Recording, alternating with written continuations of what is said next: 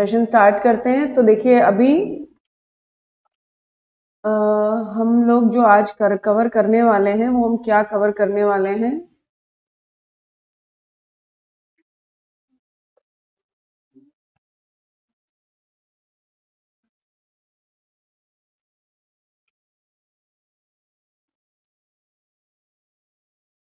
तो आपके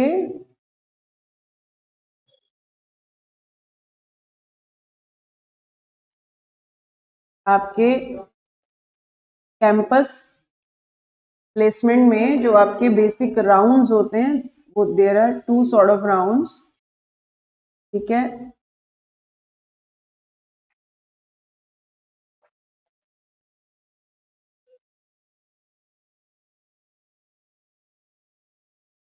domain questions and HR questions, है ना। दो तरीके के राउंड होते हैं, एक आपके डोमेन क्वेश्चंस होते हैं और एक आपके एचआर क्वेश्चंस होते हैं। जब हम डोमेन क्वेश्चंस की बात करते हैं तो what are the domain questions? Domain questions का स्क्रीन दिख रही है सबको? तो जब भी हम आपके डोमेन क्वेश्चंस की बात करते हैं तो डोमेन क्वेश्चन का मतलब, या फिर हम इसे कहते हैं इंटरव्यूज में, ये आपका टेक्निकल राउंड होता है। ठीक है, टेक्निकल राउंड में आपको क्या क्या क्वेश्चंस पूछे जा सकते हैं? टेक्निकल राउंड में आपको क्वेश्चंस पूछे जा सकते हैं जो भी आपने अपने सिलेबस में, आपने कंटेंट में कवर किया है। ये डायरेक्ट एक्सेस हो सकता है, ये इनडायरेक्ट एक्सेस हो सकते हैं, कॉस्टिंग हो सकता है, अकाउंटिंग हो सकता है। अकाउंटिंग में आपके बेसिक्स पूछे जा सकते हैं, एएस पूछे जा सकते हैं, इंडे एएस पूछे जा सकते हैं। आपके ऑडिटिंग से आपसे कॉस्ट ऑडिट के बारे में पूछा जा सकता है, या फिर थोड़ा बहुत आपसे लॉ के बारे में भी पूछा जा सकता है। तो these are the major domain जहां पे आप आपको क्वेश्चन पूछे जा सकते हैं। ठीक है, ये राउंड इसलिए इंपॉर्टेंट होता है क्योंकि इस राउंड में कोई माइनस मार्किंग या नेगेटिव मार्किंग नहीं होती। मींस ये जो डोमेन क्वेश्चंस के आंसर देंगे जनरलाइज नहीं होते, या मैं कुछ और सोचूं या आप कुछ और सोचे, ऐसा कुछ भी नहीं होता। जो आंसर है या है ना, it is a question of fact. जो है वो है, अगर आपने सही आंसर दिया है तो वो सही है। तो ये वाले क्वेश्चंस के थ्रू आप पैनल पे उस 15-20 मिनट के इंटरव्यू में एक अच्छा इंप्रेशन बना पाते हैं, क्योंकि ये आपका कोर है। ठीक है, ये आपकी एक्सपर्टीज है। ये ऐसे सब्जेक्ट होते हैं, ऐसा कंटेंट होता है जो कि आपको पहले से पता होता है। जबकि जब मैं एचआर क्वेश्चंस के बारे में बात करती हूँ, ये ऐसे क्वेश्चंस होते हैं जो कि जिनका आंसर मेरे पर्सपेक्टिव में अलग हो सकता है, आपके पर्सपेक्टिव में अलग हो सकता है। ठीक है, एक टीम प्लेयर को मैं अलग तरीके से जज करूंगी, आप अलग तरीके से जज करोगे। टाइम मैनेजमेंट के बारे में मेरा अलग व्यू होगा, आपका अलग व्यू हो सकता है। तो एचआर क्वेश्चन में हो सकता है कि पैनल को आपका आंसर अच्छा लगे या ना लगे, लेकिन डोमेन क्वेश्चंस का आंसर अच्छा लगे या ना लगे ऐसा कोई चॉइस नहीं होती। तो ये हमारी मास्टरी और इसके ऊपर हमें बहुत अच्छा कमांड होना चाहिए। ठीक, तो अब जैसा कि हमने बात की थी, डोमेन क्वेश्चंस में हम हर कंटेंट को ब्रश अप करते हैं। मैंने आपको बोला था कि आपके अब कैंपस इंटरव्यू का कोई सिलेबस नहीं होता है सच। Means there is a no specific chapters और उसका वेटेज की कॉस्टिंग से इतना पूछा जाएगा, डीटी से इतना पूछा जाएगा, आईडीटी से पूछा जाएगा। ये बिना सिलेबस का एग्जाम है। तो ये सब डोमेन से आपको सवाल पूछे जाते हैं। इस पूरे कैंपस प्लेसमेंट प्रोग्राम के थ्रू हम क्या करने वाले हैं, हम इन डोमेन क्वेश्चंस के ऊपर आपको ब्रशअप देते हैं। आपको ब्रशअप देते हैं मींस आपको कंटेंट रेडी करवाते हैं कि देखो इनसे ये सवाल पूछे जा सकते हैं। हम आपको एक आउटर पेरिफेरी दे देते हैं, मतलब इतने क्वेश्चंस की हम प्रैक्टिस आपको हर सब्जेक्ट में करा देंगे कि उससे बाहर क्वेश्चन नहीं पूछे जाते। और अगर पूछे भी, मतलब अगर क्वेश्चन पूछे भी जाना है तो उन्हीं क्वेश्चंस का मिक्स एंड मैच होता है। ठीक है, तो आज हम शुरू कर रहे हैं, वो हम कर रहे हैं अपना जीएसटी और कस्टम्स और एफटीपी, यानी मैं बात करूं तो पूरा आपका इनडायरेक्ट टैक्सेशन का डोमेन आप हम शुरू करने वाले हैं। आईडीटी के टेक्निकल क्वेश्चंस के बारे में हम बात करेंगे। अभी अगर मैं इंडस्ट्री के पर्सपेक्टिव की बात करूं तो इंडस्ट्री में ऐसा चलन है, इट्स अ ट्रेंड, कि जब इंडस्ट्री टैक्सेशन के प्रोफाइल की बात करती है, कॉर्पोरेट जब टैक्सेशन प्रोफाइल के में आपको के लिए हायर करते हैं, तो डायरेक्ट टैक्सेस के लिए वो चार्टर्ड अकाउंटेंट्स को हायर करते हैं और इनडायरेक्ट टैक्सेस के लिए वो सीएमएस को हायर करते हैं। This is a majority role, ठीक है। मैं ये नहीं कहूंगी ये फैक्ट है या कोई सीएमए डायरेक्ट टैक्स नहीं देख सकता, ठीक है, या कोई सीए इनडायरेक्ट टैक्स नहीं दे सकता। I am a living example. मैंने अपने पूरे कॉर्पोरेट करियर में इनडायरेक्ट टैक्स देखा है। आज भी मैं इनडायरेक्ट टैक्स की प्रैक्टिस करती हूँ। डायरेक्ट टैक्स से मैं कोसों दूर हूँ, ठीक है। मैंने शायद सीए फाइनल में अपना लास्ट डायरेक्ट टैक्स पढ़ा था, उसके बाद मेरा डायरेक्ट टैक्स से कोई कनेक्शन नहीं है। कोई क्लाइंट के लिए कोई काम आ जाता है तो बात और है, अदरवाइज चाहे मेरा कॉर्पोरेट प्रोफाइल हो या इंडस्ट्री प्रोफाइल हो, प्रैक्टिसिंग प्रोफाइल हो, मैं इनडायरेक्ट टैक्सेस ही देखती हूँ।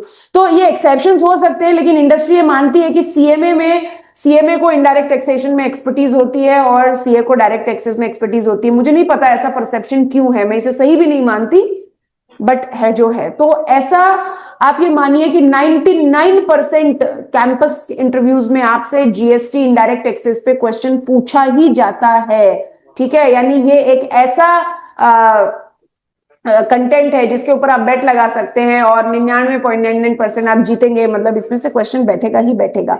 तो चलिए आईडी डोमेन को स्टार्ट करते हैं। मैं आईडीटी का डोमेन स्टार्ट करूं उसके पहले आपको कुछ पूछना है, आप कुछ बताना बोलना चाहते हैं तो please, your doubts are most welcome. Ma'am, is this lecture going to be on YouTube also? क्या बोल रहे हैं? Is this lecture going to be uploaded on YouTube channel also? नहीं, no. Okay, ma'am. These are only live sessions. These are only live sessions where you can attend these sessions, and ये जो question bank है या ये जो live sessions हैं, इनकी recording केवल उन लोगों को अवेलेबल होती है जो प्रोग्राम में एनरोल होते हैं, ठीक है। Otherwise it is available for the live sessions. ये जो डोमेन है, ये सेशंस फ्री ऑफ कॉस्ट होते हैं, बट इनके बेसिस पे जो हमारे पर्सनल इंटरव्यू राउंड्स होते हैं वो सब प्रोग्राम में इनरोल लोगों के लिए होते हैं। But domain session round are free of cost, ये सब अटेंड कर सकते हैं, कोई भी अटेंड कर सकता है जूम लाइव आके, इट्स ओपन फॉर ऑल, ठीक है। प्रतीश, स्वरा इट्स स्वरांगी और someone else? Yes, ma'am, it's Varangi only. You are Swarangi only, ठीक है, ओके। किशोर, फॉर्म फाइल कर दिया आपने?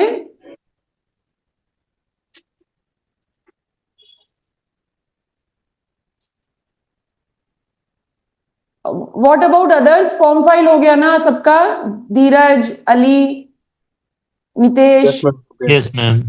Okay, Pooja? Ma'am, form file होने का कोई कंफर्मेशन भी आएगा क्या? फॉर्म सबमिटेड सक्सेसफुली, क्या आया था अक्षित आज? मेल आया मैम। हाँ, और मेल भी आया? Yes ma'am. Mail check, mail भी आता है और फॉर्म सबमिटेड सक्सेसफुली? मेल तो आया है, लेकिन वो जो वहाँ पे मैं दोबारा अगर रजिस्ट्रेशन नंबर डाल रहा हूँ तो डेट ऑफ बर्थ डालने के बाद दोबारा वो फॉर्म ओपन हो रहा है, तो मतलब हो गया ना सबमिट, वो दोबारा कुछ नहीं करना ना? Same case ma'am. Form submitted successfully है तो ठीक है। ओके। नहीं मैम, उसको फिर दोबारा जब सबमिट करेंगे ना तो वहाँ पर लिखा हुआ आ जा रहा है मैम कि यू हैव ऑलरेडी बीन अच्छा, कंप्लीटेड योर रजिस्ट्रेशन। ओके। और पूजा, क्या स्टेटस है? सबमिट हो गया? हाँ जी मैम, हो गया था फॉर्म सब। स्वरांगी, उदय? यस मैम, सबमिट हो गया। प्रतीश? हो गया मैम। ओके, ठीक है। किशोर, आपका? जी मैम, हो गया है। ओके, गुड, चलिए ठीक मैम, है। अभी जो हमने सीवी अपलोड किया है और जब फाइनल इंटरव्यू होगा उसमें हम सीवी मतलब चेंज कर सकते हैं ना? कोई दिक्कत तो नहीं है? तब अपडेट कर सकते हैं ना तब के हिसाब से? नहीं, आप अपडेट कर सकते हैं, बट आप वर्क एक्सपीरियंस को बिल्कुल 360 डिग्री टर्न नहीं कर सकते। जो सीवी आपने आज डाला है ना, आपका जो फाइनल वर्जन ऑफ सीवी है, 90% उसका अलाइन ही होना चाहिए। नहीं मैम, जैसे फॉर सीवी को एग्जांपल कोई सॉफ्टवेयर अब स्किल आपको, वगैरह। जस्ट अ मिनट, अब आपको सीवी को कस्टमाइज करना पड़ेगा जो कंपनी आपको इंटरव्यू के लिए बुला रही है उसके अकॉर्डिंग। मीन्स जो, हाँ, आईटीसी के लिए में जो रोल है या जो फोर्ड बुला रही है या टाटा मोटर्स बुला रही है, सब में सेम जनरलाइज सीवी नहीं जाता है, तो वो वहां पे चेंज करना पड़ेगा। पोर्टल पे और चेंज करने का ऑप्शन नहीं होता है, वो तो बस आपने जो सबमिट कर दिया। भूपेंद्र ठाकुर, कहाँ से हैं Bhupendra? Ma'am, I am from Haridwar, Uttarakhand. Haridwar से हैं? ओके, जी ma'am. Okay okay, just a minute. Hello.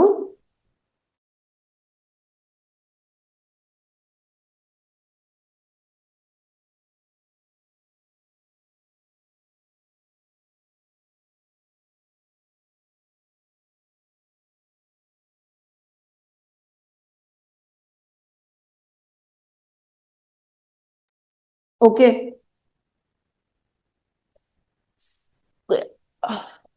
चलिए तो स्टार्ट करते हैं अभी ना। How we will start these domain sessions, what I will suggest. अच्छा भूपेंद्र, आपका फॉर्म सबमिट हो गया ना? यस मैम, हो गया हाँ, है। लास्ट डेट है आज, तो वो थोड़ा सा मैम अब ध्यान तो रखिए। एक्सटेंड हो गई है मैम डेट। डेट एक्सटेंड हो गई है? यस मैम, क्या 25 डेट, क्या डेट 25 आ रही है फरवरी अभी? हो गई। 25 फरवरी मैम। ओके चलो बढ़िया है। खैर बढ़िया तो क्या है इसमें, जो जो करना है वो करना है। हाँ, तो स्टार्ट करते हैं, है ना। अभी what I will suggest you कि आप ना सब लोग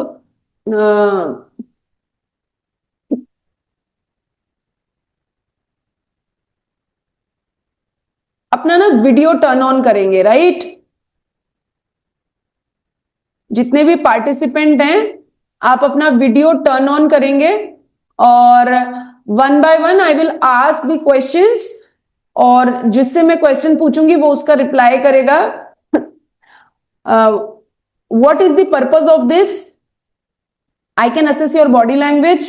The number two, the structure of your answer, how you can frame the answer.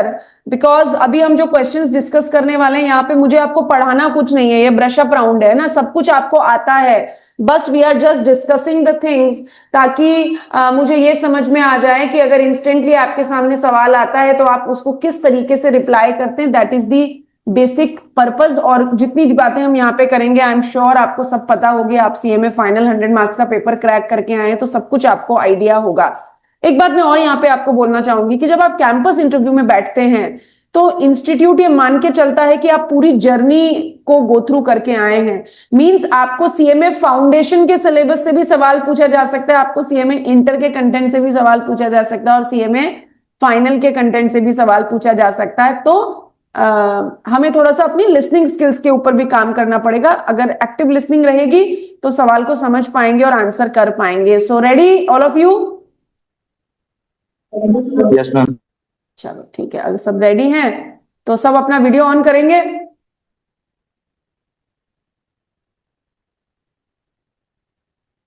Okay, हाँ एवरीवन आप अपना वीडियो ऑन करें, क्योंकि लेटर ऑन जब आप हमारे लाइव सेशंस में आएंगे तो वीडियो ऑन करना ही पड़ता है, कोई चॉइस आपके पास है नहीं, अदरवाइज हमें कैसे पता चलेगा कि चल क्या रहा है।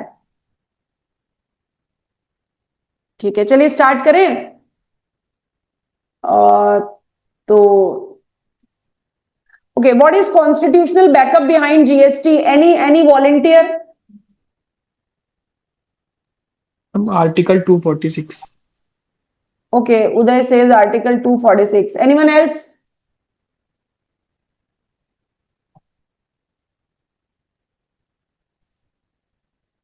Ma'am, the Goods and Service Act. Goods and Service Tax Act. Okay. Ali, what do you say? I also think, ma'am, it is 246A, I think. Okay. Pratish? Ma'am Article 101st 269A. Ma'am 101st constitutional amendment 169. 269A, collection of GST. Okay. वैभव शर्मा, कहां से हैं वैभव आप?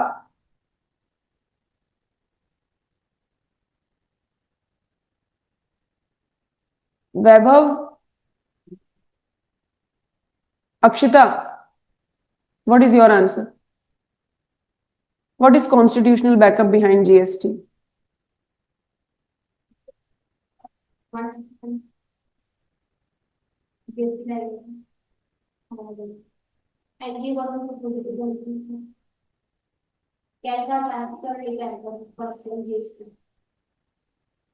और कुछ? अच्छा Pratish, yes, what is your answer? Ma'am 101st constitutional amendment act. थोड़ा सा speak loudly. Ma'am 101st constitutional amendment act. Okay, फिर उसके थ्रू क्या हुआ? Different types of articles are inserted and okay, और कुछ?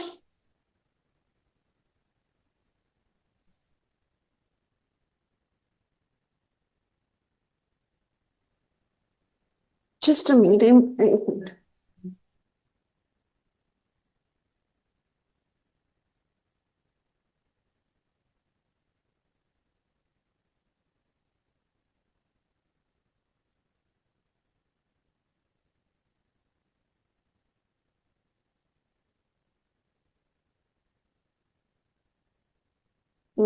Okay, so Dheeraj, what is your answer? Ma'am, Article 269A, which empower the collection of GST, leeway and collect. Kishore? Ma'am, it's 246A, Article 246A, empowered collection. Kishore, what is your answer? Ma'am, it's 246A, ma'am. Swarangi? Ma'am, I'm not confident about number. Okay, you are not confident about number. Vaibhav?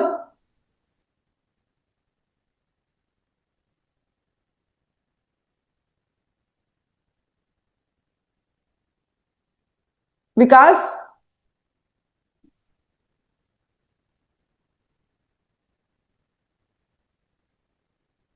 Vikas, you are muted. Yes.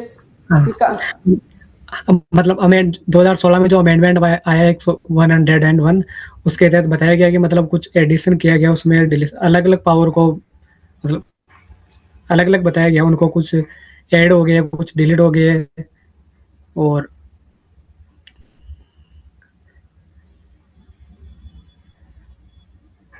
बाकी तो नहीं पता है।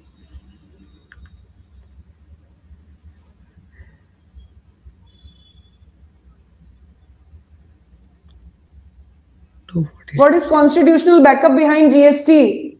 Article 246A. Why we say that constitutional backup behind GST is Article 246A? Because Article 246A empowers the central government and the state government to enact GST law and levy of taxes. So answer is Article 246A. बस इतना ही simple answer है, उसके अलावा और कुछ भी नहीं है। ठीक है, okay, what do you think why it is needed to insert article 246A?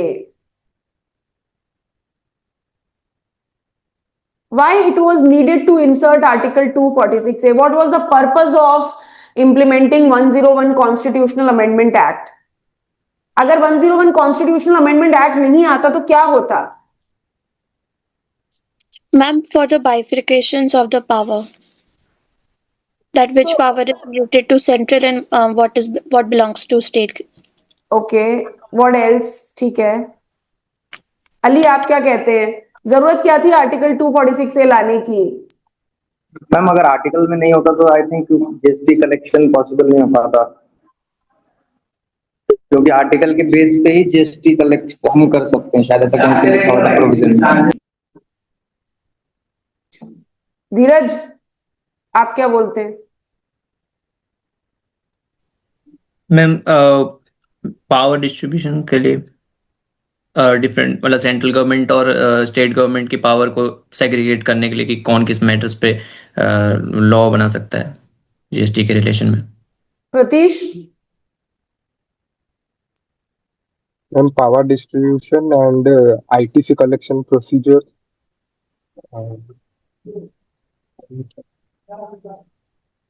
Uday? Ma'am अगर ये आर्टिकल इंट्रोड्यूस नहीं होता तो अनकॉन्स्टिट्यूशनल हो जाता। कैसे हो जाता अनकॉन्स्टिट्यूशनल? ठीक है, आर्टिकल 246 से नहीं होता। गवर्नमेंट के पास पावर ही नहीं रहती जीएसटी इंपोज करने की। क्यों? होता है ना, union list, state list, concurrent list होता है ना। एक पर्टिकुलर सेक्शन तो होना चाहिए जो मतलब एक गवर्नमेंट को पावर दे रहा है, अनलेस ये तो अनकॉन्स्टिट्यूशनल हो जाएगा। कोई और कुछ बोलना चाहता है? Pooja, you want to say something? जैसे आईजीएसटी होता है, जैसे वो बाइफरकेट करने में डिफिकल्टी होती है अगर ये नहीं होता। ओके, ठीक है, किशोर आप कुछ बोलना चाहते हैं? नहीं madam.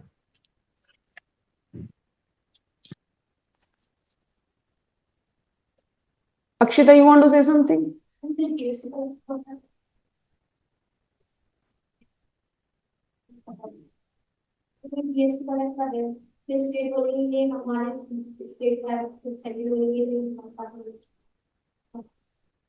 Okay, so what is the logic behind Article 246A? Because before Article 246A, indirect taxation are levied or collected by the central government or the state government or different goods and services as power provided by under Schedule 7. Right? So Schedule 7 was divided into three lists: union list, state list, and concurrent list. GST was introduced by the motive to give equivalent or concurrent power to central government and as state government. But in the existing indirect taxation, before GST, in the existing indirect taxation, there was no system to give the equivalent power to central government and as a state government. So GST was cannot introduce into the union list because exclusive power was with the central government.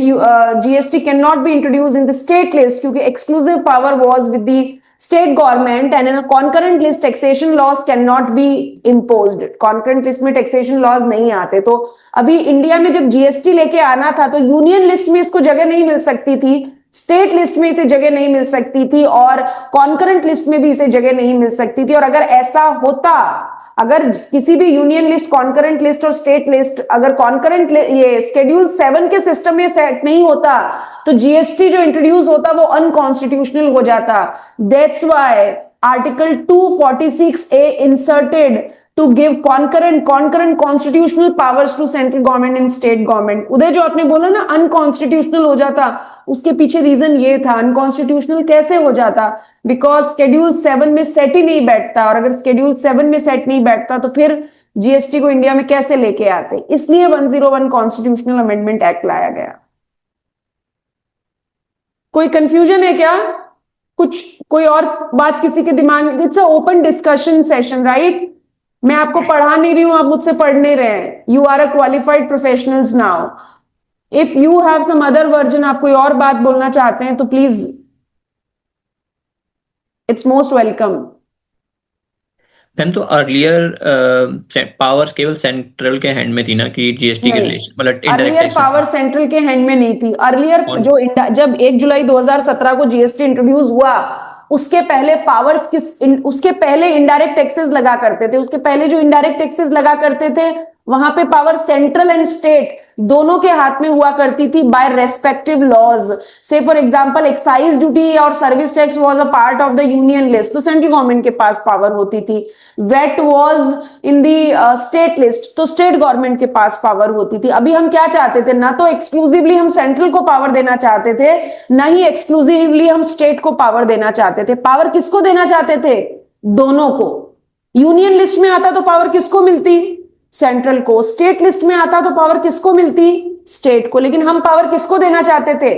दोनों को. और concurrent list में taxation laws नहीं आते, तो फिर कोई option ही नहीं था. ना यूनियन लिस्ट में जगह थी, ना स्टेट लिस्ट में जगह थी, ना कॉन्करेंट लिस्ट में जगह थी. तो जो एग्जिस्टिंग कॉन्स्टिट्यूशनल सिस्टम था वहां पे जीएसटी का फिटमेंट, सुटेबिलिटी आ ही नहीं रही थी.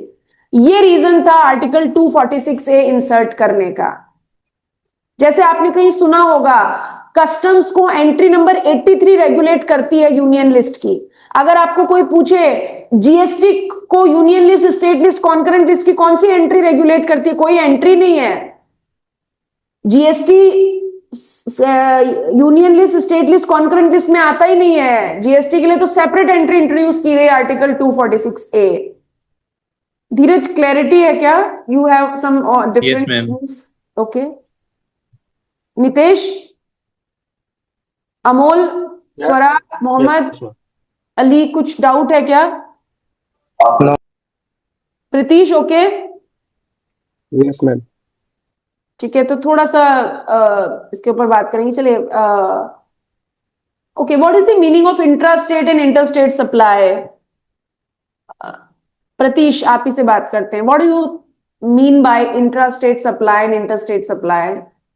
Ma'am, intrastate means location of supplier and place of supplier both are in one state or union territory. Whereas the interstate supply means location of supplier and place of supply are two different state or one state or one union territory or from one location to a location. I mean. State to a stage को जब SEZ unit को जब supply होता है या SEZ unit से जब एक अदर प्लेस पे जब आता है तभी इंटरस्टेट अप्लाई होता है। Okay. Akshita, what do you think? What is the meaning of intrastate and interstate supply?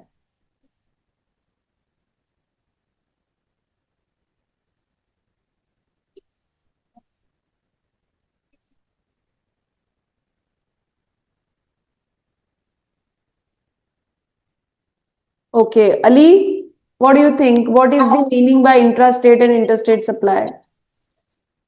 As per the provision of GST, interstate supply means supply between the state, and there are various transactions like one state to another state, one union territory to another union territory, one state to another union territory to other state, or import is also covered under interstate supply. And intrastate means supply within the state or within the union territory. That is intrastate supply, I think.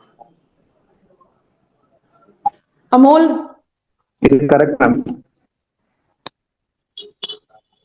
Yes, Amol?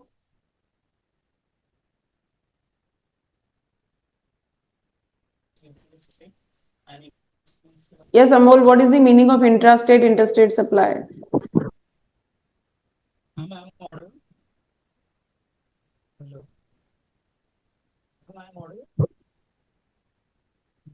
I'm not able to hear you, Amol.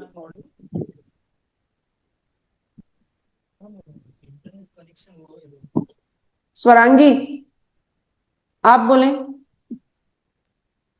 Ma'am, intrastate is a kind of supply in which place of supply and a location of supply is the same, and within the state supply is being done. And for that, CGST, SGST, or CGST plus UTGST is levied and collected. And for interstate, location of supply and place of supply is two different places, and for that, IGST is being levied. Okay, ठीक है, very good Swarangi, अच्छा बोला आपने। ठीक है, now अभी मुझे एक बात यहाँ पे बोलनी है कि number one, when I ask what is the meaning of intrastate supply. Intrastate supply means, आप अली आपने बहुत नॉर्मली बोल दिया with in the state, it's not like that. In a GST law, when we say it is an intrastate supply, two factors we used to see: location of supplier and the place of supply, not recipient.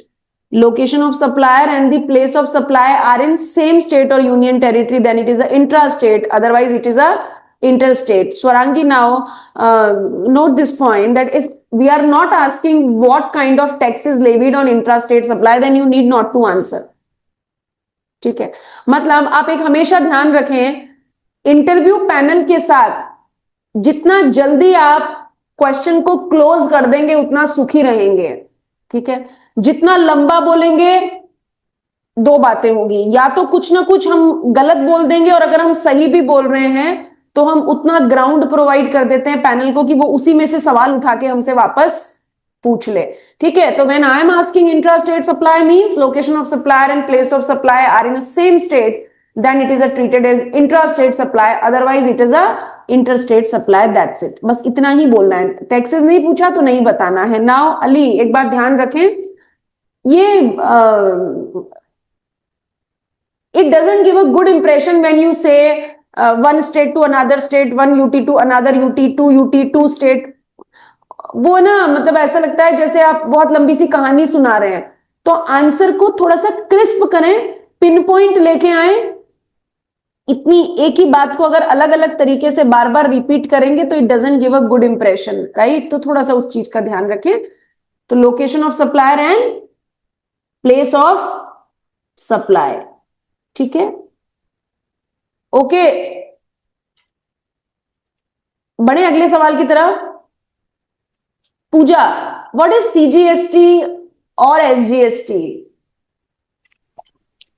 CGST and SGST are the taxes which are levied in GST. It is levied when the place of supply and the location of supplier are within the same state.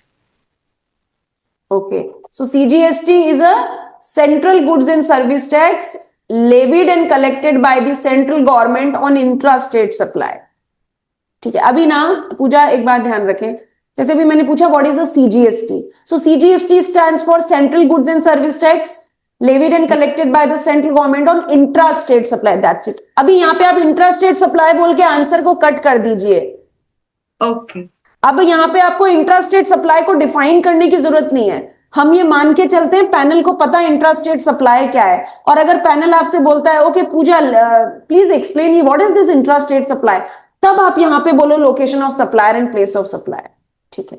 अभी तो मैंने केवल CGST पूछा जो cut दिया answer की intrastate supply पे CGST लगता है. ठीक है. मैं आपको एक मतलब आई होप आप समझ गए मैं आपको क्या मैसेज कम्युनिकेट करना चाह रही हूँ. Yes, ma'am, I understand. हाँ. You okay. want me to answer to the point, बस. not in a very elaborated way. हाँ. Don't elaborate. अगर इलेबोरेट करना होगा तो पैनल आपसे खुद पूछ लेगा okay just explain more, I am not getting what you are saying. Okay. I'll ठीक है. keep that. हाँ. एक बात हमेशा दिमाग में रखें, हमको इस एकेडमिक मोड से थोड़ा सा प्रोफेशनल मोड में आना होगा. जब हम एकेडमिक मोड में होते हैं तब हमारे दिमाग में क्या रहता है, मुझे सवाल को एक्सप्लेन करना है ना, मुझे आंसर को एक्सप्लेन करना है. नहीं, मुझे यहाँ पे आंसर को एक्सप्लेन नहीं करना है. मुझे जो सवाल पूछा बस this is a corporate thing ना. आपने मुझसे पिन पॉइंट एक बात पूछी, मेरे को आपको एक ही बात का जवाब देना है. That's it. इससे ज्यादा की स्टोरी मैं आपसे पूछूं तो आप बताओ, नहीं पूछूं तो ना बताओ. ठीक है. व्हेन आई से what is IGST, it is integrated goods and service tax levied on interstate supply. That's it. Okay. ठीक है. एंड आप सबको ये बात पता है, I know you know everything. बस हम इस चीज के लिए हैबिचुएटेड नहीं होते हैं. तो जैसे जैसे हम आगे बढ़ेंगे वैसे वैसे हम इस चीज के लिए हैबिचुएटेड हो जाएंगे, है ना. ठीक है. बिल्कुल बहुत अल्ट्रा शार्प बिटर शब्दों में कहूं कम बोलने के आदी हो जाएंगे. नहीं तो उलझाएगा पैनल हमको, हमारे ही सवालों में उलझाएगा. ठीक है. अब क्या होता है, जैसे पूछा एक एग्जांपल दूं, अगर आपने प्लेस ऑफ सप्लाई शब्द यूज किया और अगर कॉर्पोरेट में इस इंडस्ट्री में उस समय प्लेस ऑफ सप्लाई से रिलेटेड कोई इशू चल रहा होगा तो वो आपको प्लेस ऑफ सप्लाई पे ले जाएगा. मतलब मैं इंटरव्यूअर को डायरेक्शन दे रही हूं कि चलो अब मेरे से प्लेस ऑफ सप्लाई के बारे में बात करो. Okay, ma'am. तो इसको हम थोड़ा सा अवॉइड करने की कोशिश करेंगे. धीरे धीरे हर दिन प्रैक्टिस करेंगे तो वो अपने आप हमारी आदत में आ जाएगा. ठीक है. Okay. So I think these are very simple things. और आप ये मान के चलिए इंटरव्यू में आपको रॉकेट साइंस नहीं पूछता कोई, सिंपल सवाल ही पूछे जाते हैं और उन सिंपल सवालों का ही जवाब आपको देना होता है. You know why. जो पैनल आपके साथ, आप तो अभी नए नए ताजा सीएमए बन के आए हैं, आपको हर सब्जेक्ट पता है, आपको 8 सब्जेक्ट के बारे में पूछे तो आप बता सकते हो. बट पैनल को कोई पूछे कि चलो सीएफआर के बारे में बात कर लो, एफएम के बारे में बात कर लो, वो बात नहीं करता. क्योंकि पैनल को तो पढ़ाई छोड़े बहुत साल हो चुके. It is a very practical thing. उन लोगों को वही सब्जेक्ट पता होता है जिस सब्जेक्ट को वो डील करते हैं. अगर मैं इनडायरेक्ट टैक्सेशन के प्रोफाइल को डील करती हूं तो मैं आपसे ज्यादा इंक्लाइंड रहूंगी कि I should ask questions from the indirect taxation. कोई कॉस्ट के प्रोफाइल का बंदा आ जाएगा तो कॉस्टिंग ही पूछेगा फिर वो आपसे. ठीक है. सो है ना. चलिए. Okay. Now next one, what are the benefits which the country will accrue from the GST. Manoj, what are the benefits company will accrue from the GST?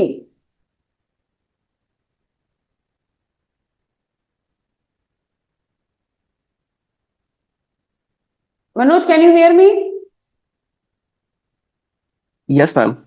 Yes. Okay. Just turn on your video and please answer. What are the benefits which the country will accrue from the GST?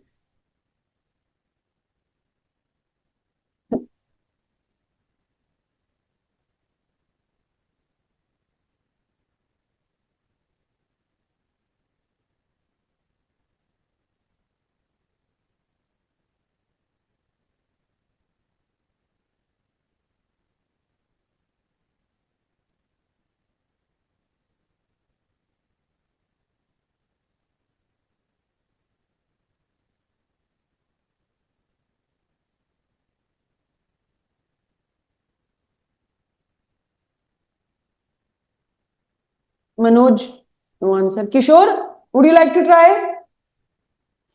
Yes, ma'am.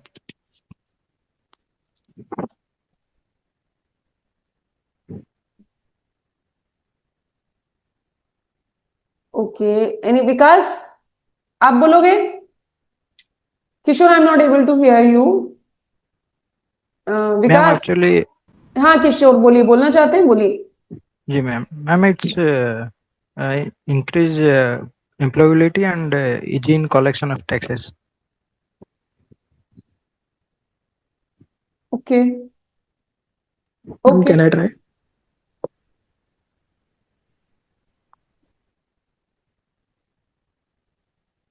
Okay. Uday, Yes, ma'am. what are the Ma'am, benefits? Ma'am, first benefit is that it Just reduces turn the on your cascading turn on your effect. video, turn on your Ma'am, video. actually I am at office, so ठीक है, okay, it is office not में है. possible.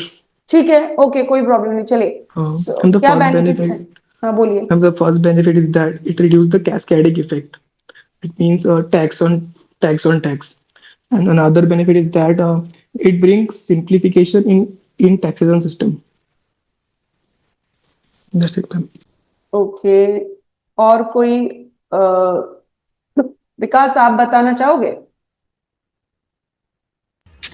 मैं भी मतलब one nation one tax, और मतलब transparency आ जाएगी टैक्स के बीच में, इजी कंप्लायंसेंस हो जाएंगे.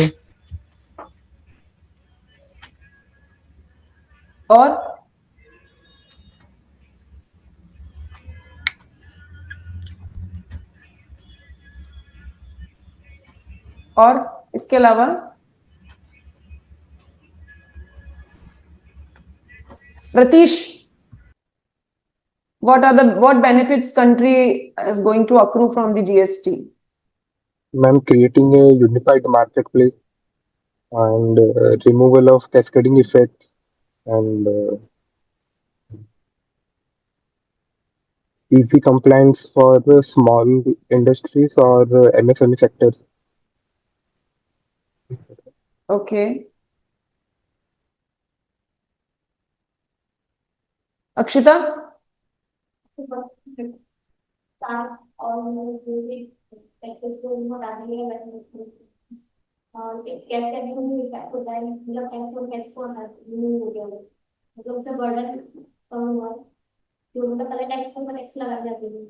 जवाब दो ना तुम. आप बार बार कास्केडिंग इम्पैक्ट की बात क्यों कर रहे हैं? मैं तो आपसे कंट्री को बेनिफिट पूछ रही हूँ. मैं आपसे बिजनेस को या कंज्यूमर को बेनिफिट थोड़ी पूछ रही हूँ. मैं तो आपको कंट्री को बेनिफिट पूछ रही हूँ.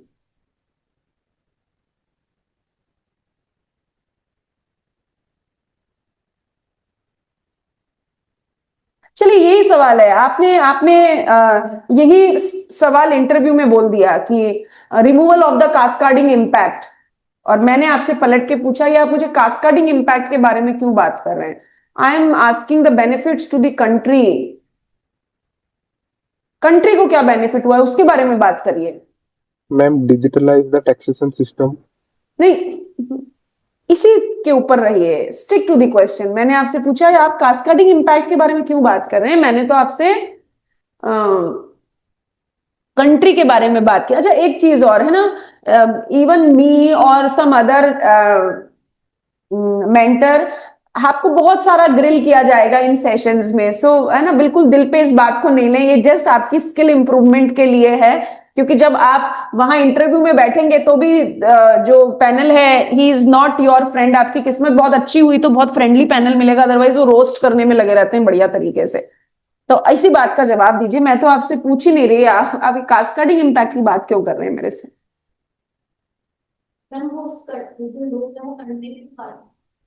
ओके, अक्षिता कहती है वो लोग कंट्री का ही तो पार्ट हैं. और कुछ? प्रतीश, कुछ आप बोलना चाहेंगे? मैम, कास्केडिंग इफेक्ट से ओवर बर्डन हो जाता है एंड यूजर पे, मतलब ज़्यादा टैक्स पे कर रहे हैं एज कम्पेयर जो करना चाहिए. और दूसरा मैम, जो बेनिफिट कंट्री को अक्रू हुआ, मतलब गवर्नमेंट का रेवेन्यू इंक्रीज हुआ जीएसटी की वजह से पहले कंपैरिजन में, तो उससे गवर्नमेंट और बेटर पॉलिसी स्कीम्स इम्प्लीमेंट कर सकती है, जिससे मतलब जो पब्लिक है उसे बेनिफिट होगा. How do you connect this revenue and everything with this cascading impact? My question is very simple. how this cascading impact will benefit to the country? Removal of this cascading As far impact as I will, know, that cascading effect is a tax on tax. So if more tax public give on the single goods, so basically they are overburdened. They are not paying the exact price, or you can say the price they should pay. So basically, it's a exploitation kind of thing. And if now after the GST, the people is paying the right tax on that particular good, so the revenue the government getting is also good, because many of the unnecessary taxes eliminated by the GST. okay. And कोई और बोलना चाहेगा? Swarangi, would you like to say something on this? Ma'am, excuse me, ma'am. Pooja, yes. Ma'am, I would like to add something. Yeah, please. Uh, removal of cascading will benefit the consumer. Goods will become cheaper and the demand will increase. So it will also help the manufacturing sector and other industry to produce more and more. So overall, this will affect the country as a whole or industry as a whole. There will Okay. be Okay. Very good, ठीक है, हाँ बिल्कुल ऐसा ही कि अगर if removal of cascading impact is ultimately there is a removal of cascading impact then prices for the end consumer will be reduced, and if it happens, then definitely it will help in increase the consumption. If consumption increase, then industries will get motivation to produce more, and if a production is more, then definitely GDP is going to grow, and if GDP grows, then employment will increase, then economy will grow, and finally definitely the country as a whole will get the benefit. ठीक है, क्योंकि ये कितना किसी भी फायदे को लें, कंज्यूमर को फायदा है, इंडस्ट्री को फायदा है, गवर्नमेंट को फायदा है, तो ओवरऑल कंट्री को फायदा है. बट पैनल के पास हमेशा कोई नया सवाल नहीं होता है, आप ही कोई बात बोलेंगे उसी पे वो सवाल पूछने वाला है. ठीक, सो गुड गुड अटेम्प्ट, ठीक है, अच्छी कोशिश थी. प्रतीश अच्छी कोशिश थी, अक्षिता अच्छी कोशिश थी, पूजा वेरी गुड, आपका पेस अच्छा है. और मैं मतलब 2 सवालों के जवाब आपने दिए, सो यू आर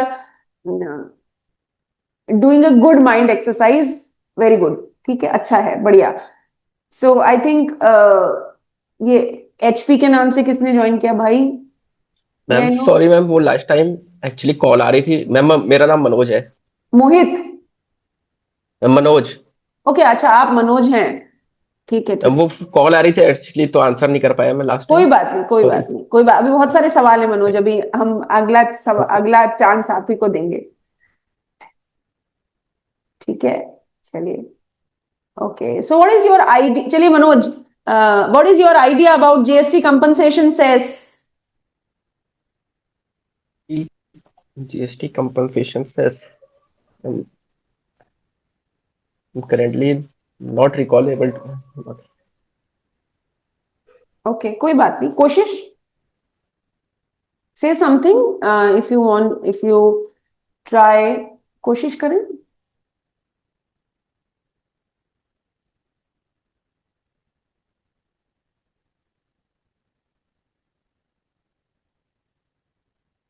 नहीं, No answer. कोई बात नहीं, ठीक है. चलिए किसी और से पूछें. नितेश, ट्राई करेंगे आप? What is Yes, your idea about GST compensation cess?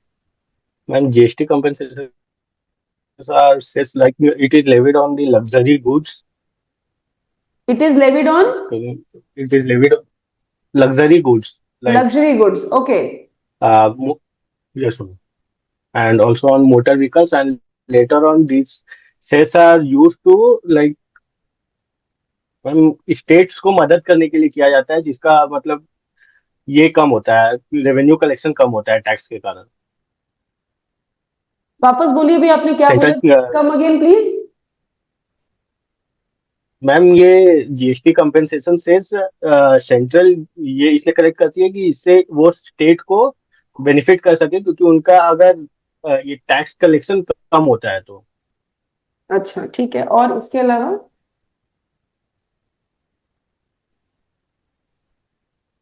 Right ना मैम, इतना रिकॉल कर पा रहे। ओके, क्या फर्क होता है नितेश टैक्स और सेस में? Why it is called GST compensation cess? Why we cannot say GST compensation tax? Ma'am इसको इसलिए ये कंपेंसेशन से कहा है तो क्योंकि ये इस मोटिव से चालू किया गया था कि स्टार्टिंग में जब जीएसटी लागू किया गया था तब स्टेट्स को कहीं मतलब रेवेन्यू का लॉस ना हो जीएसटी के चक्कर में। क्या फर्क होता है सेस और टैक्स के बीच में? What is the difference between a term is called tax and or cess?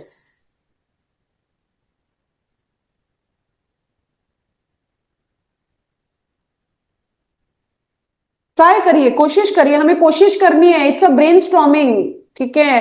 It's not a judgmental space. आपको जज नहीं किया जा रहा है। We are just doing a practice और अगले 1-2 महीने हमें 1-1.5 महीना यही करना है बस। ब्रेनस्टॉर्मिंग करनी है, प्रैक्टिस करनी है, कोशिश करनी है बस।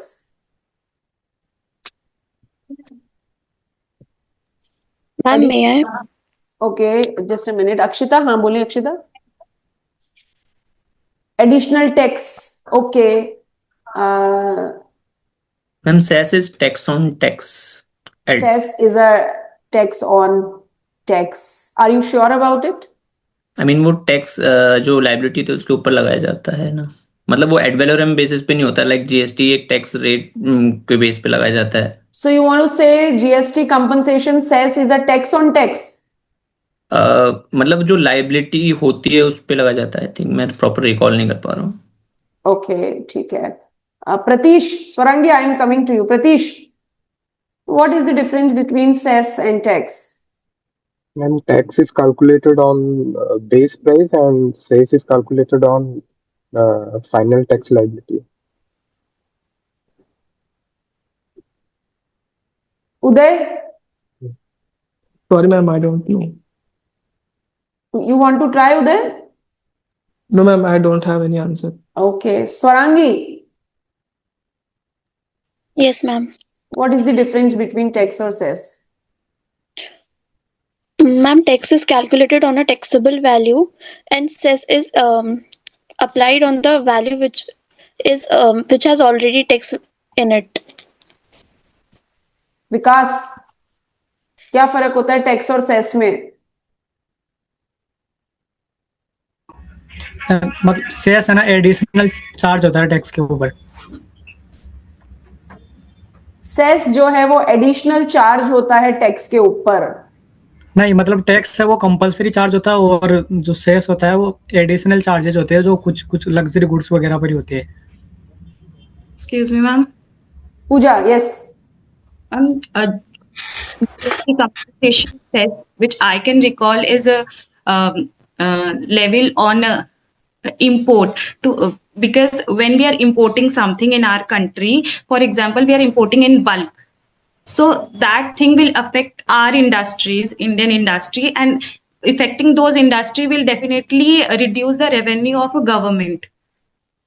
That is why to overcome that loss, the government put this GST compensation cess on imported items. I hope I'm correct.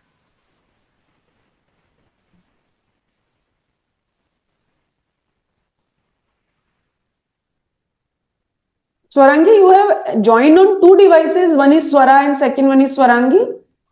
Yes, ma'am. Actually, Swara one is on laptop and उसमें camera का थोड़ा issue. कोई बात नहीं, कोई बात नहीं। Okay, किशोर, आप ट्राई करना चाहेंगे?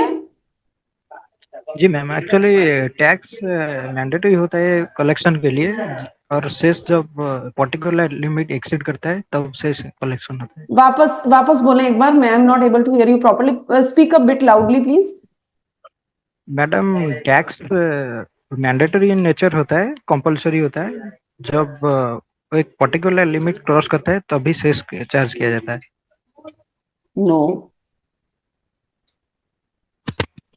नो, कोई और? कोई? सब हो गए क्या? सबका नंबर आ गया? धीरज, आपने बोल लिया? धीरज ने बोल लिया। यस मैम, मैंने बोल दिया था। नितेश ने बोल लिया। पूजा ने बोल लिया, प्रतीश ने ट्राई कर लिया, स्वरांगी ने ट्राई कर लिया, उदय विकास ने ट्राई कर लिया, यहाँ अक्षता बैठे उन्होंने भी ट्राई कर लिया। ओके ओके ओके ओके, अच्छा ठीक है, चलिए। सो अब मेरा नंबर है, मुझे ट्राई करना है। So now the tax and cess में क्या फर्क होता है? यू नो एग्जैक्टली टैक्स और सेस में कोई फर्क होता ही नहीं है।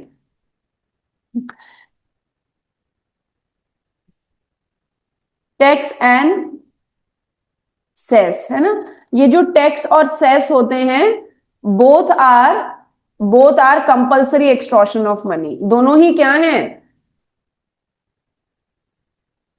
Both are compulsory extortion of money under any law. Both are compulsory extortion of money under any law. कानून के तहत की गई पैसे की वसूली जो है वो क्या है? वो टैक्स है और वही सेस है। तो फिर फर्क क्या है? आपने हमसे पूछा ही क्यों कि डिफरेंस क्या है। डिफरेंस ये है, tax is levied on for the general purpose. Tax का पैसा सरकार कहीं पर भी काम लेती है, कहीं पर भी काम लेती है। इसका मतलब रोड बना सकती है, ब्रिज बना सकती है, टनल बना सकती है, कुछ भी कर सकती है। But cess is a specific levy. जिस पर्पस के लिए सेस को कलेक्ट किया जाता है, सेस केवल उस पर्पस में खर्च होता है। अगर जीएसटी कॉम्पनसेशन सेस के नाम से सेस लिया जा रहा है तो वो जीएसटी से होने वाले रेवेन्यू लॉस को कंपनसेट करने के काम में आएगा। So this is the tax is a general levy, cess is a specific levy. जैसे एजुकेशन सेस के नाम से सेस है तो वो केवल एजुकेशन में खर्च किया जाएगा। इंडिया में लगभग 20 तरीके के सेस लगते हैं। हेल्थ सेस हो सकता है, जीएसटी आने से पहले कृषि कल्याण सेस होता था, स्वच्छ भारत सेस होता था। So tax is a general levy, cess is a specific levy. Second myth, cess tax on tax नहीं होता है भाई। हर टैक्स हर सेस टैक्स ऑन टैक्स नहीं होता है। Education cess is a tax on tax. GST compensation cess कहां टैक्स ऑन टैक्स होता है? जीएसटी कंपनसेशन सेस किस पे लगाया जाता है? जीएसटी पे या वैल्यू ऑफ सप्लाई पे? जितना मेरा ज्ञान बोलता है वैल्यू ऑफ सप्लाई पे एप्लीकेबल होता है। वैल्यू ऑफ सप्लाई पे। सो कैसे कह सकते हैं कि जो सेस है वो टैक्स ऑन टैक्स होता है? बिल्कुल भी नहीं होता है भाई। टैक्स सेस किस मैनर में लगेगा ये गवर्नमेंट मैकेनिज्म डिसाइड करती है। जैसे एजुकेशन सेस के लिए टैक्स ऑन टैक्स होता है वो, लेकिन GST compensation cess value of supply पे लगता है। तो always it is, we can not say tax cess is a tax on tax. Clarity?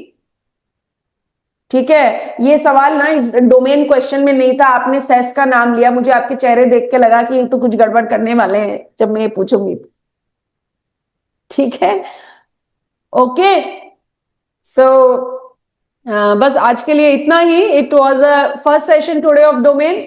अब अगले सेशंस में हम टाइम बढ़ाएंगे और सवालों को डिस्कस करेंगे। देखिए, मेरे को आपको ये आज इंट्रोडक्शन देना था और what is my purpose today, कि इसी तरीके से सवाल आपसे पूछे जाएंगे। सब कुछ आपको आता है, आपके शब्दों को स्ट्रक्चर करना है, आपके शब्दों को स्ट्रक्चर करना है, and then you should prepare yourself to answer the things. कोई ऐसी चीज नहीं है जो आपको नहीं पता। कुछ कम आती होगी, कुछ ज्यादा आती होगी, पर आती पक्का है। ठीक है, तो at the end of the session if anyone wants to ask something, कोई भी कुछ पूछना चाहता है। मैम ये जीएसटी कंपनसेशन सेस के बारे में बता दीजिए। क्या बोल रहे हैं नितेश? मैम ये जीएसटी कंपनसेशन सेस के बारे में बता दीजिए, मतलब ये किस पर्पस से आया था? ओके, हाँ चलिए, तो ये एक सवाल यही था, उसके बारे में तो बता ही देते हैं।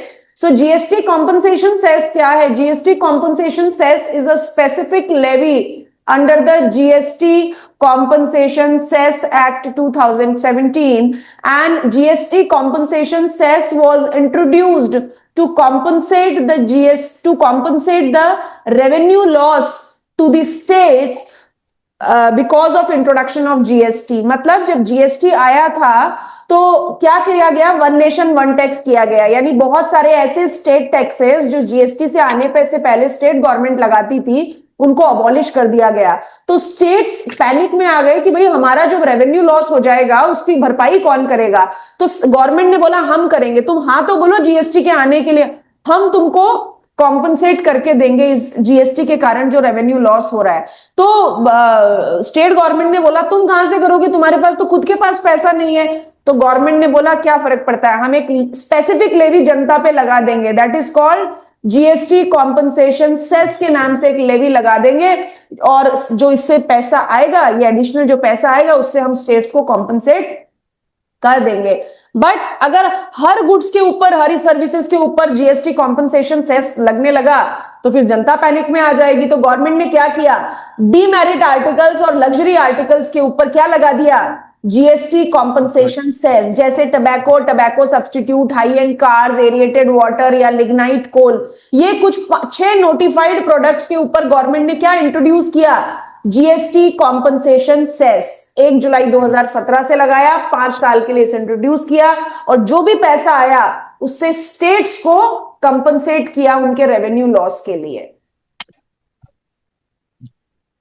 क्लैरिटी? मैम इसको तो अभी भी एक्सटेंड कर दिया गया है ना? हाँ, जीएसटी कॉम्पनसेशन सेस को इनिशियली 5 साल के लिए इंट्रोड्यूस किया गया था, 2017 से 2022, 2022 के बाद वापस इसे और 5 साल के लिए इंट्रोड्यूस कर दिया गया, सॉरी एक्सटेंड कर दिया गया। क्लैरिटी है क्या? एवरीवन, नितेश, धीरज, किशोर, पूजा, प्रतीश, स्वरा, उदय, Yes, ma'am. Yes, ma'am. Clear. ठीक है। So this would be the pattern of the sessions. Her session इसी पैटर्न पे रहेगा। कोशिश करिए, मैक्सिमम पार्टिसिपेशन करिए, जितना पार्टिसिपेट करेंगे, जितना बोलने का मौका, you have to stretch the, you have to snatch the opportunity, और जितना बोलेंगे उतना हेजिटेशन खुलेगी, उतना शब्दों को एक साथ स्ट्रक्चर करना आएगा, उतना आंसर को फॉर्मेट करना आएगा। So this is the thing. कोई और कोई सवाल पूछना चाहता है? Any doubt from your side? You are most welcome. Pratish, Swarangi, Uday, कुछ भी आपको कोई भी डाउट है?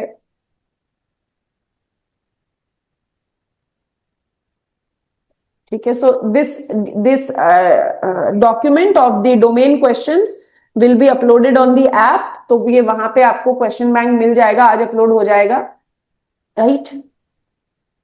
ठीक है, चलिए। अच्छा हाँ, आज आपके ग्रुप में एक मैसेज आया है, अभी मैंने मैसेज किया है। सो ट्यूसडे को इन मॉर्निंग, मतलब ट्यूसडे को 2 सेशन रहेंगे, मॉर्निंग भी रहेगा, इवनिंग भी रहेगा। मंडे को आपका जीडी स्टार्ट हो जाएगा। मंडे को एक सेशन आपका जीडी का, ग्रुप डिस्कशन का भी रहेगा। So we will start the GD practice from Monday. तो अब होगा क्या कि मंडे को जीएसटी डोमेन भी रहेगा, जीडी भी रहेगा। I am particular talking about the Tuesday को आपका एक सेशन रहेगा जहां पर we will call a trainer who will let you know how to apply for the off campus jobs। ठीक है, ऑफ कैंपस जॉब के लिए कैसे अप्लाई करना है, अपनी प्रोफाइलिंग कैसे करनी है, कीवर्ड्स कैसे यूज करने, किसको अप्रोच करना है, कैसे अप्रोच करना है, ये सब चीजें हम ट्यूसडे के सेशन में सीखेंगे, ताकि from the very first day we will start simultaneously off campus applying. Definitely you will get something good in the campus, but अगर आपके एक से ज्यादा अटेम्प्ट है तो साइमल्टेनियसली मैं आपको बोलूंगी कि ऑफ कैंपस अप्लाई करना स्टार्ट करेंगे अभी से। ठीक है, सो वो ट्यूसडे का सेशन बहुत इंपॉर्टेंट है, मिस नहीं करना है, मतलब सारे इंपॉर्टेंट है, कोई भी मिस नहीं करना है। बट ये आपके ग्रुप में मैसेज है, एग्जैक्ट टाइमिंग एंड डेट आपके पास आ जाएगा। मैम जीडी का टॉपिक पहले से बता दोगे आप? मतलब नहीं, जीडी का टॉपिक पहले से नहीं बताया जाता। जीडी का टॉपिक पहले से बता दिया तो वो जीडी नहीं है। तो जब आप सेशन में होंगे, so we will give you a topic, we will give you 5 minutes to just count your points, तब उसके बाद जीडी होगा। तो पहले से नहीं बताते हैं जीडी का टॉपिक, उसका पर्पस सॉल्व नहीं होता फिर, है ना? Anything else?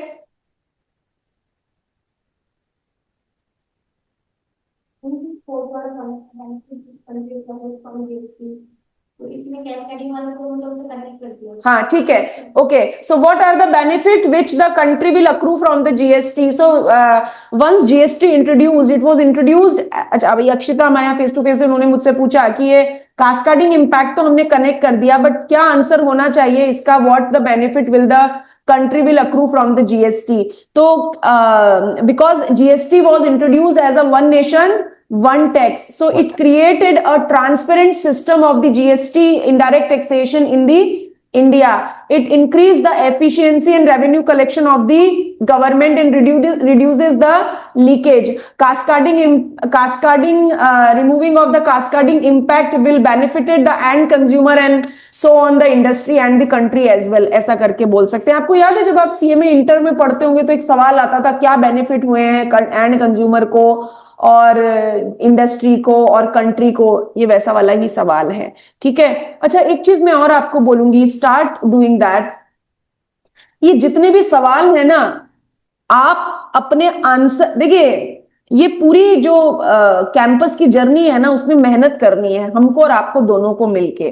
तो आप ये जो आंसर है ना, इनको अपनी लैंग्वेज में 2-2, 3-3 लाइन में नोट करना स्टार्ट करें. ऐसा क्यों?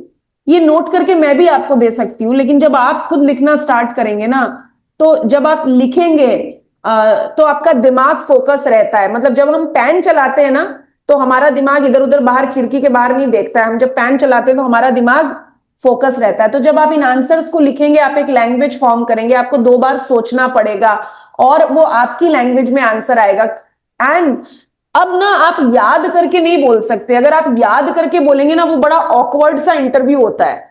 मतलब ट्रेनर को ऐसा लगता है जैसे कि आप तोते की तरह आपका बटन दबाया और आप बोलना शुरू हो गए. ठीक है. So answer should be looking thoughtful, not रटा रटाया आंसर. तो इसके लिए ये हम रोज क्वेश्चन डिस्कस कर रहे हैं, जो पीडीएफ में आपके पास क्वेश्चन आ जाएगा. आप 2-2, 3-3 लाइन में इस आंसर को लिखना स्टार्ट करें. It will be a practice for your soul and mind. वो जब दोनों कनेक्ट होंगे तो मुंह से अपने आप शब्द निकलेंगे. ठीक है. कोई और कुछ बोलना चाहता है इसमें? Nitesh, anything you want to discuss, ask? Dheeraj, Pooja? No ma'am, nothing. ठीक है. So I am closing the session today.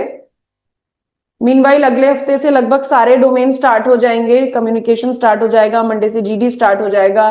Tuesday को we will have a session of how to get the job offline, कैसे अप्लाई करना है, कैसे start करनी है इस जर्नी को. ठीक है. एंड बोलिए. No, ma'am, nothing. Okay. And we are just a message away. आपको कोई भी डाउट हो, कोई भी आपके मन में सवाल हो, कुछ भी आप पूछना चाहते हैं, just put a one message in the group. I will definitely reply. Do we have any session tomorrow? No, Sundays no. ठीक है, संडे नो. ये पीडीएफ आपके पास आ जाएगा. सो this is a homework for you. Answer को structure करना start करें. ठीक है. And I am very sure ये बहुत बच्चों जैसा काम है, बट मैंने ये देखा है कि कैंपस प्लेसमेंट प्रोग्राम में एनरोल होने के बाद 80% लोग ये नहीं करते हैं, पर जो 20% करते हैं वो सक्सीड कर जाते हैं, क्योंकि उनको माइंडफुल आंसर देने की प्रैक्टिस हो जाती है. So it's not easy. ये मुश्किल काम है, ये 2-2, 3-3 लाइन लिखना, but start doing that. Okay. Okay, ma'am. चलिए, bye, take care. Thank you, ma'am. Bye. Thank you. Ma'am.